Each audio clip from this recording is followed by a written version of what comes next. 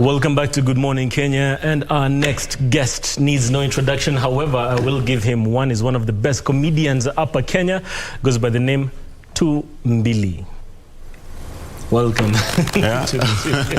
Tumbili, two twice. Funny story. I was reading up about you. Yeah. And Tumbili. Yes.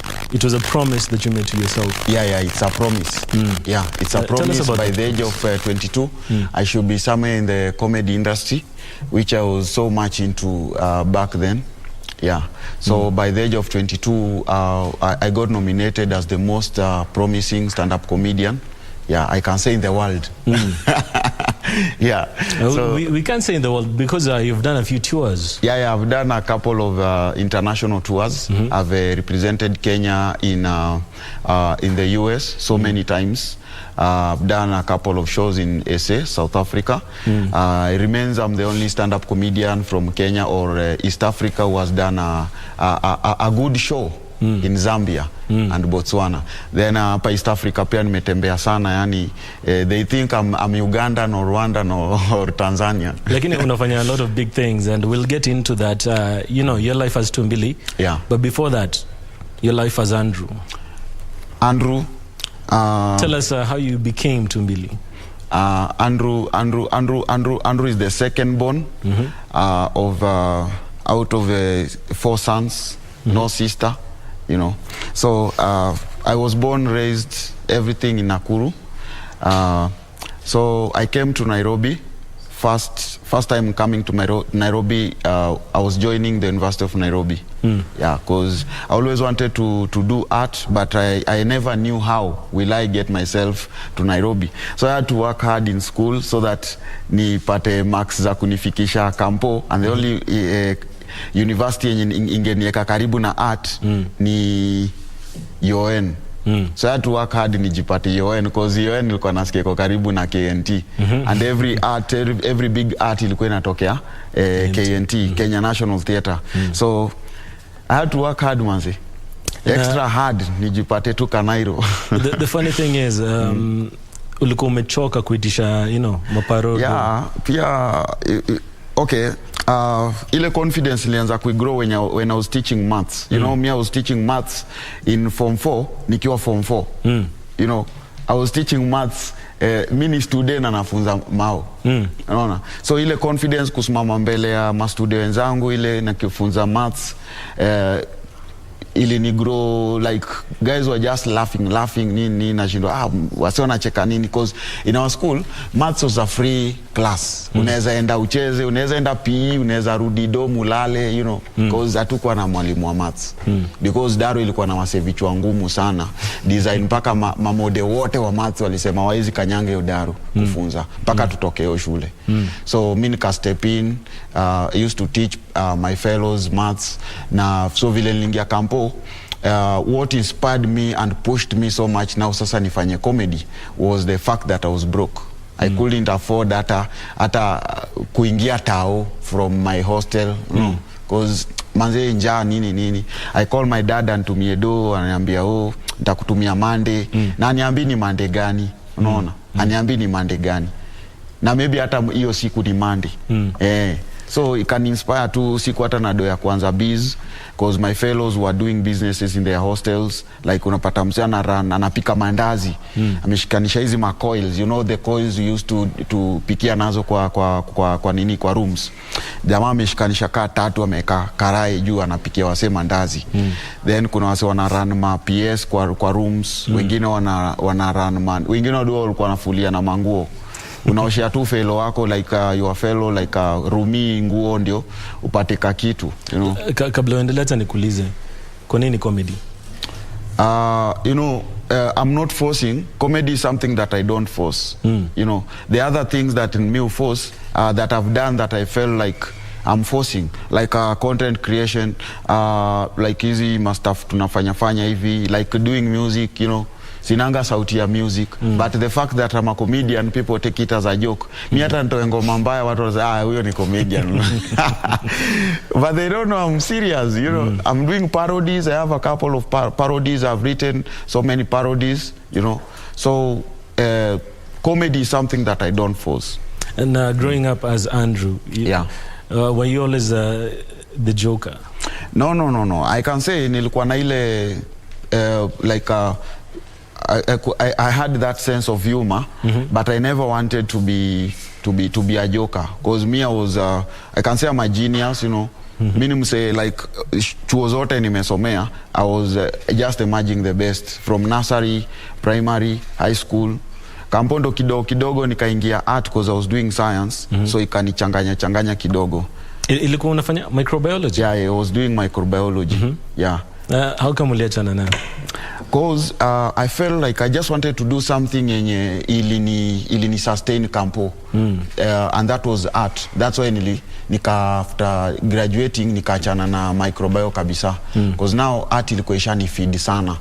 Comedy was feeding me, comedy was helping me, you know, comedy was helping microbiology, you know. So nikaamua tu let me sare it, niachane na microbiology, ni shughulike na art. Na ukikam up ulianza around 2013, yeah? Yeah, 2012, then 2013 now is when I started, I can say the commercial stand-up comedy. Ile sasa inanilipa ile, hata kiniekea ka 20 bob hivi. Because those years we used to do some club shows, munapewa hata ka 50 bob mgawane waso wawili, you know, na mrudishe 10 bob, unaona? Mnaenda hapo kinywaji mnapewa some tops za nini, ilikuwa tu maplanyo fulani, mnaenda nao kwa counter mnapewa soda ndogo, ndo mkunywe kwa club kama wengine. The interesting bit is when you started, watu wengi walikuwa nakimbilia Churchill. Yeah. That's true. You know, the problem with us Kenyans is everyone wants to start big. Why did you make the decision to stand alone? It wasn't an easy decision. I made that decision because of I knew I'm funny. You know, I knew very well I have something that the world wants to see, but I wasn't getting that support. So the only way I could stand out na world inicheki was me now sending myself, nijitume. Unaona? Because you see, for Churchill show, we had like on a Tuesday, guys were turning up for auditions like averagely 200 people. Now wote wamejiamini. So, and the show only needed like 10 to 15 people. So 200 people, the rest 15 wanachukuliwa, the rest munarudi mtaani. Unaona? Na si ati these others wenye wanarudi mtaa, si ati hawana content. Walikuwa pia wamejiamini kiplani, unaona? So mimi nikaona iwezi endelea hivi, because sometimes you go with your funniest joke, unaenda pale kwa panel unawapigia nini, wanakuambia bado. But pia it turns out pia sometimes ulikuwa pia una watch TV, unapata unachekeshwa na joke yako, unaona? Yani unapata unacheka joke yako like someone else is performing it, you know. Unachekeshwa na joke yako. So it was like, I can't do this anymore. Let me start something. And that's when I started the campus comedy show at the University of Nairobi. Ikakuja ikagrow sana. Father Kaigua, big up sana from your end, the chapel, from the chapel, the chaplaincy father, you know. So walikuwa wamenipea pale space every Friday. And they were giving people refreshments, kachai na kabiscuit, just to come and watch Tumbili, you know. And that's how I grew. Every time like guys were coming pale, and you know jokes za hizo time, si ka jokes za sahi. For now you can't do those shows. People will be like, nini, you know. Vitu zime change. Hii ni interesting kwa sababu nika sahi kila mtu anajaribu kuwa politically correct. Yeah, true. Una bypassaje hiyo kama comedian? First of all, I always say the current world or art, the current field ya art, in every 10 kids born, 9 are artists, you know. Unajua hivyo? Saa hii leo watu wa 10 wenye wanazaliwa, out of the 10 kids wenye wanazaliwa, 9 are watagrow na watake kuwa wasanii, ama hata wazazi wao watawaeka kwa ile situation ya aka kana kwa karapa, aka lazima nikafungulie YouTube, aka nikafungulie Instagram, unaona? 9 are artists. Sika kitambo there was competition. These days there's no competition. Unaona? Kwa sababu everyone is doing what Tumbili is doing. Everyone is doing what you are doing. Everyone wants to be Tumbili. Everyone wants to be you, you know. And they think it's easy. Mtu ataona tu umetrend. Everyone wants to trend, you know. So, sahi, you have to stand out. That's why right now as we speak, there is no stand-up in Kenya. Stand-up hata yenye iko, big shout out kwa kina Manu and Doug. They are doing an amazing work. The English, we call it the urban stand-up comedy. The ones that they are doing English, the English version, but the Kiswahili stand-up comedy haiko. Because sahi ukiambua, name like one stand-up comedian who is doing Swahili, sidhani kama iko. Nobody. Kwa nini? Because watu wamechanuka. You know, ilifika mahali, what I started kitambo that you can stand on your own is what people are trying to do now. You know, everyone is now trying to stand out because nobody, very few people, I can tell you now, if you put up like an audition for stand-up comedy at a TV, very few people will turn up. Because watu washakuwa oppressed sana. Unaona, watu walishakuwa oppressed. We used to walk from hostel mpaka Kani. Imagine, na unafukuzwa unaambiwa bado. And you have to walk back again. Unaona? Kwa umati tu hivi mnatembea, yani you used to walk ni kama unaenda pale. Unatembea ni kama unaenda pale mbele. Mimi naenda tu kununua airtime pale, but you keep on going mpaka tao. Unaona? Same usiku. So hizo vitu mi personally zilinijenga strong and always wanted to go international. I remember the first time I'm going international, I talked to Eric Omondi. He was going for a show in Rwanda.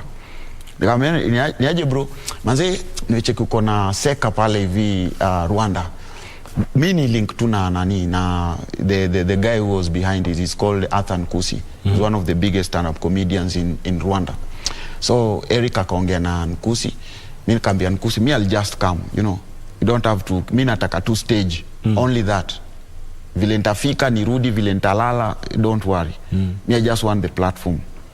And he allowed me, nikachukua nini Modern Coast mpaka Kigali, nikachukua kalojo fulani pale kama 300. You see this malojo zetu hizi unapita katikati ya bao ukienda kulala.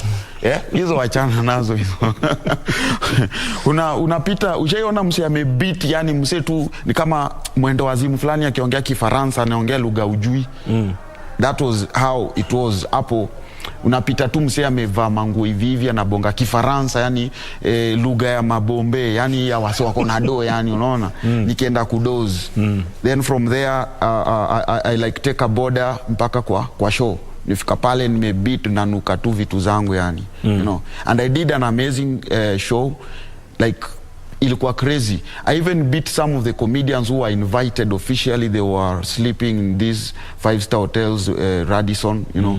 So this guy liked me, and Clindy Drunk from Nigeria was there also. He loved my performance. Salvador from UG, and that's when wakaanza kunita mashow, you know. Walinita mashow, like Salvador invited me for his comedy show in Uganda called Just Comedy. Clint akanita December, it was in 2017, you know. From there mashow nikaitwa a whole, like it was I got a 3 years contract to perform, to do a whole states, all the states in the US tour. Yeah, but vitu ni nini wase, like people walikuwa na wivu, you know, hii industry yetu piko na wivu. Cause guys were like the big comedians at that time wa Kenya wanauliza, ai Tumbili ni aje mpata hii kitu bana. And you know, I was invited for that tour, and this person who invited me akaniambia, you are not popular in the US, you know, but unataka wa Kenya wakamwa kuwatch. So what you can do is you choose 2 people wenye utakam nao wenye wanajulikana Kenya. And he gave me a suggestion of Churchill and Jesse. So nikamwambia, no, me I can't go with Churchill and Jesse. I want people who I can, like, tuneza bonga kiboys, unaona? Unaona, tuneza bonga kiboys. Nikamwambia, I'm coming with the Smart Joker and Eric Omondi. You know, so hapo ndo Smarty akaanza kuprocess wa visa, though he missed, alinyimwa visa. Then I had to replace Eric Omondi with Kansime. You know, because at that time we were in talks with Kansime, and I wanted this thing to be big. The promoter ni mtu ana shida do. So she paid these people, she paid me well, you know. I think that's the highest show yenye nishafanya. Nikalipwa fresh, nikafilmi ni msanii. Mi ni the African Prince of Comedy. That name was given by Kansime in Boston when we were doing a tour, a show in Boston, a place called Fenway Park. Fenway Park. Yeah. So I'm the African Prince of Comedy. And so many people hawataki. Si ati nimejipea. I'm not Eric amejita president, and he knows very well I'm the president. Let me ask you in terms of we talked about the jealousy within the industry. Yeah. You made a decision to not put your content on YouTube. Yeah. There's a time I was uploading my shows on YouTube, my stand-ups, yeah? And people are downloading them, reposting them on other platforms. You know, at that time, for now, sina shida. Because at that time, we didn't understand YouTube very well.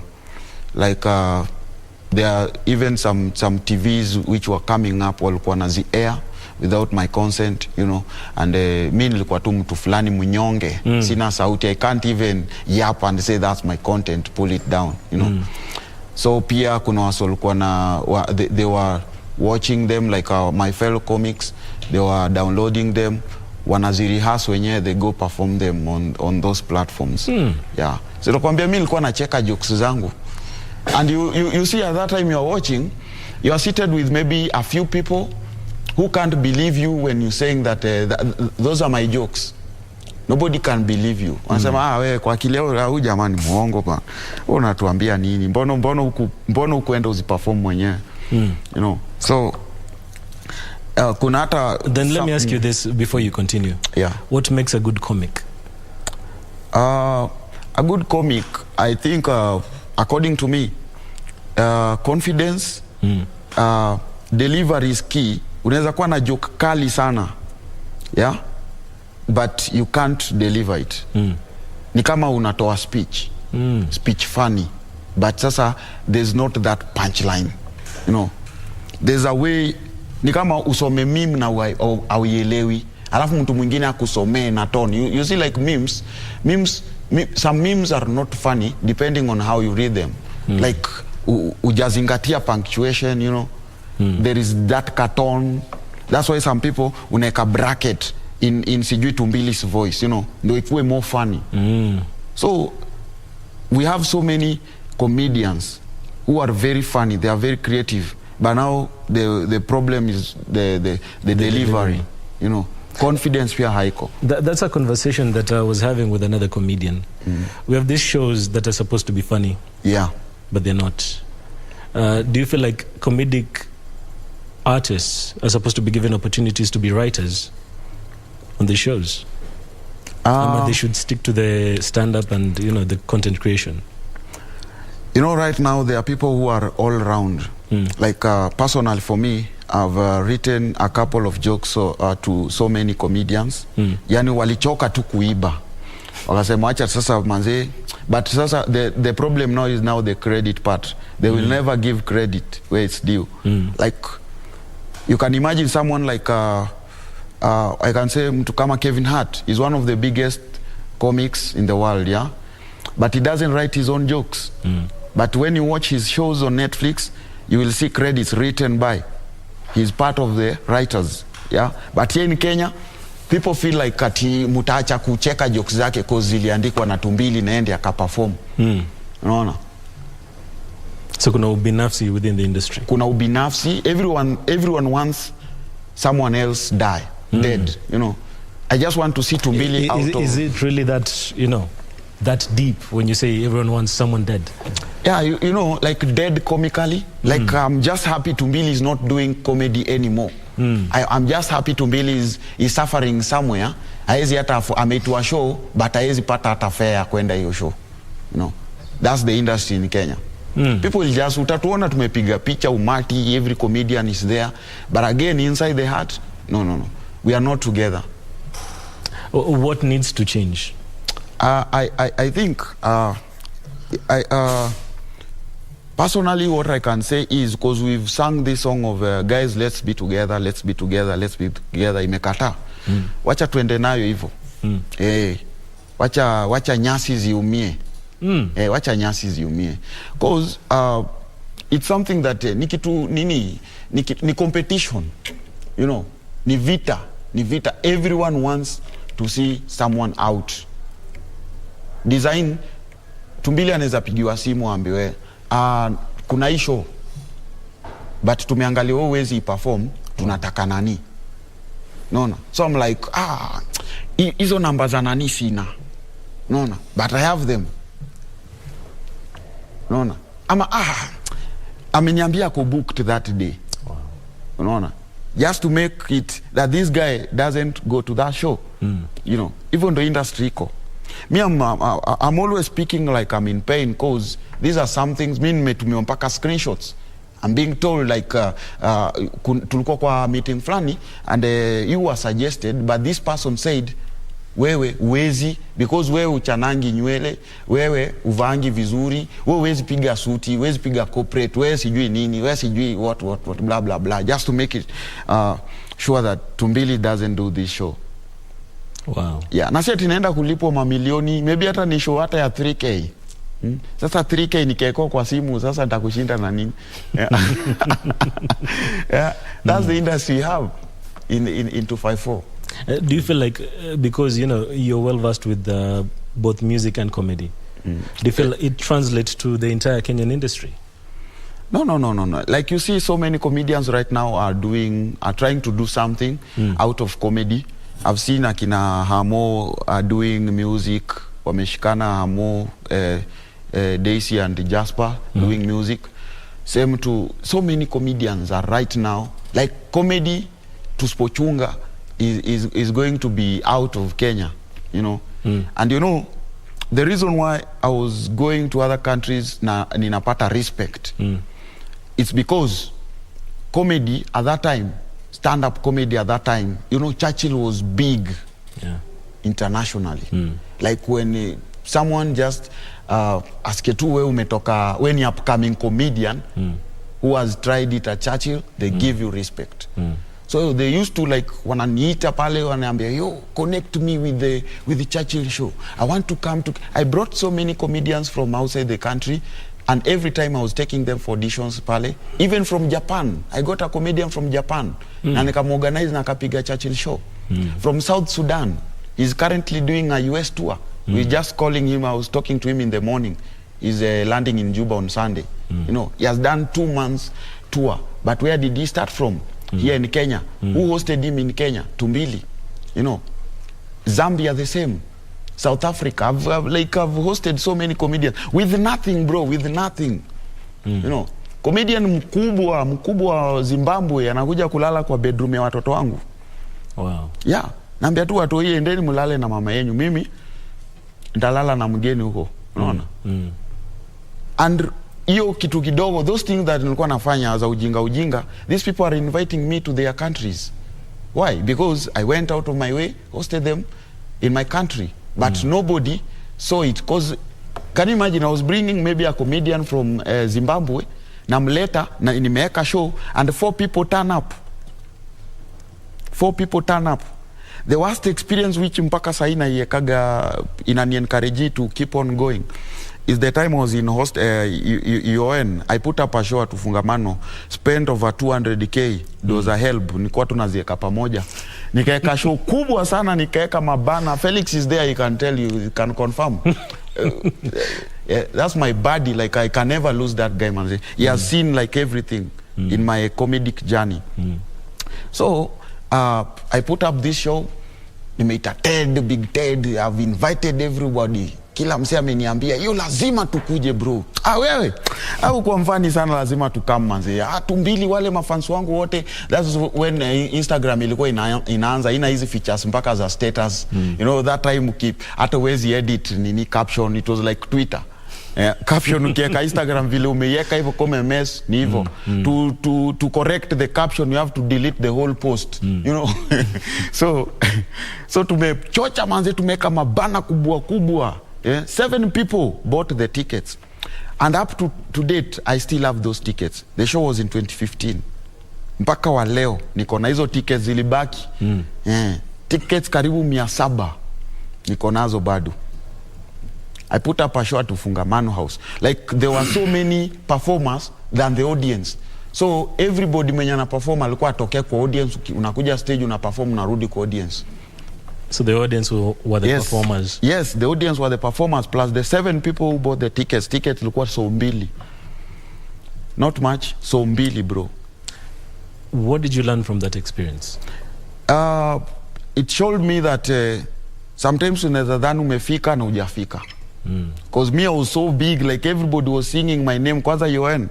Like I was in every event. Babu, any event alikuwa naweka Tumbili lazima akue. Orientation zote za first years, I must perform. All the Mr. and Miss in any UN campus was performing. KU, they were inviting me as a guest comedian, akina Tricky. You know, Tricky at that time hata hajaanza comedy, hata haitwi Tricky, Munyao. Francis Munyao, ako KUTT. So they were inviting me as a guest. And you know that time wananita kama guest na huku Churchill mimi nimekazua maisha mbaya. I'm a nobody bro. So but nilikuwa najiaminia internally, nilikuwa najiaminia. Like I was that confidence, yeah. Mi ndio Mudiambo, stand up mini Mudiambo. Hata kama munioni kwa TV, even people who were inviting me for their shows, they used to put in bracket Churchill show, but I've never appeared anywhere in Churchill show. Wow. At that time. But watu wanaeka tu Churchill show cause nilikuwa yani like I had this confidence, yeah, ni mimi. I'm the one. I'm gonna be the biggest stand-up comedian in the world. Let me ask you this then. Did it humble you or make you want to work harder? Both. Unajua ndio work hard lazima kitu iku humble. Like you want that thing, you know, you want it. Usikue tu hapo wewe ni mfani but ujulikani, you know. That was my situation. Like ukinipea crowd, I used to feel St. Paul's Chaplain Hall that accommodates like 400 people. Wasi wameingia tu. I go out of my way, nimeweka tu pesa. Those times the poster ya A4 was like 25 shillings. Umeprint, umejaza huku kwa makampo, Tumbili live at St. Paul's this Friday. Free refreshments. Mtu akiona free refreshment. Kampo kulikuwa na njaa design ya noma. Huwezi kosa hiyo refreshment. Watu walikuwa nakujia kaa sapa.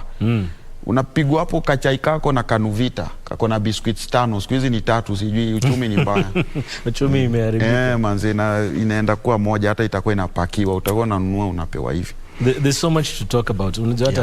We need to dive into the craft itself of comedy. But before that, kuna watu wanakuangalia, they want to get into comedy. What advice would you give them? Mimi naweza waambia wasiingie, kumejaa already. Ni kunoma, but do you really mean that? No. Sometimes it's you know, there are people who do something because you are doing. You know, I mean, naambiaga say I don't do what people do. People do what I do. Unaona? I receive like averagely 4 to 5 messages and calls daily of people who want to start YouTube. But mtu anakuambia umpushie YouTube channel yake, but unamwambia nitumie link. Akituma link, there is nothing there. Hakuna. Mwingine hata nilitumia link nimshare, akona content the last he did was 4 years ago. Namwambia bro, mimi nataka kufanya hiki kitu manzi. Wewe uni-inspire sana.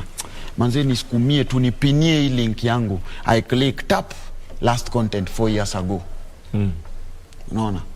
People are not doing because they want to do it. They are doing it because they want to be like you. They don't know how much you've gone through to get to where you are. Me, my YouTube, first content 2013. 4 views. Unaona? 4 views. Na umeshare kwa wase kama 200 kwa broadcast.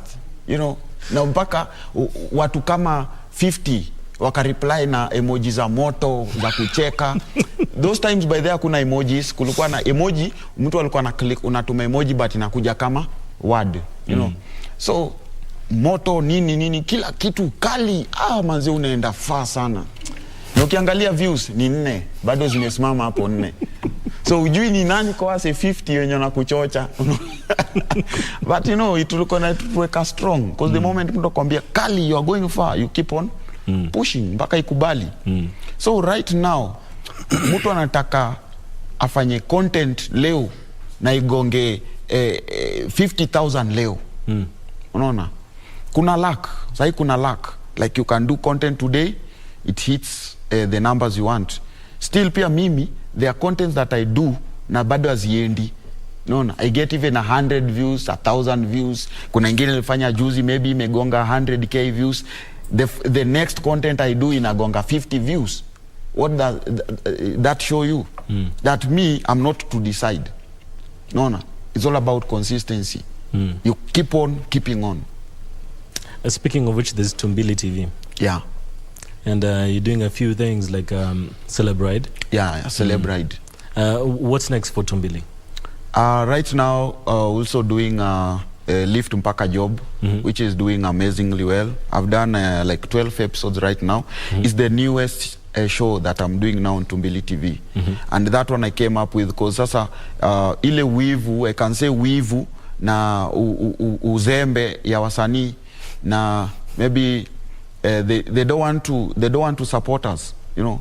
Just because you are doing better than someone, they feel like akikusaidia mimi nikikupea hii content manze unaweza tajirika bana na mimi sitaki hiyo bana. No. You know, so mtu anaogopa tu kukupea content yake. For example, Celebrate. You know, Celebrate ilifika mahali had to sit down and think because ilifika mahali that this idea is dying and it's something that has never been done anywhere on this earth. People are saying, yo, Tumbili this idea, Tumbili that idea, you stole from somewhere. Nawambia, send me the link. Because links wananitumia ni za watu fulani, Tumbili fulani ako na gari yake, ambeba KBC. But what I'm doing is, Tumbili fulani, anatafuta KBC, akuje na gari yake. No, and we ride in KBC's ride. Nobody has done that. You know, why? Because that idea is risky in Kenya. Because abu Kenya wasanii wana magari. Unaona? Wasanii, we are not. It's true. I'm the one who is doing Celebrate, I know. Celebrate wasanii, they wanaogopa kuonyeshana hata magari zao. Unaona? Wanaogopa. Ndio uone tu nimeleta msanii. Bro, it has taken me even a month to convince that artist. Even a month. For sure, true. Acha niwaambie. There's one that told me let's do it in 2 months. The 2 months zikaisha. Ameniongeza miezi zingine 2. Na gari tu iko hapo bro, anaipostingi nini mbwembwe, you know. Tumbili, thank you so much for coming through.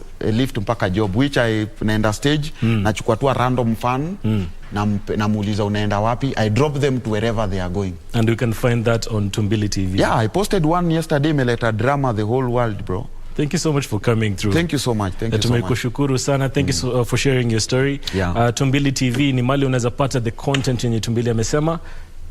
Thank you so much for tuning into Good Morning Kenya. Until next time, this is Entertainment Thursday. The repeat one is at Pata Apple at KBC Channel 1 TV. That's on YouTube, Facebook, and Instagram. I'm Gitahi. Until next time.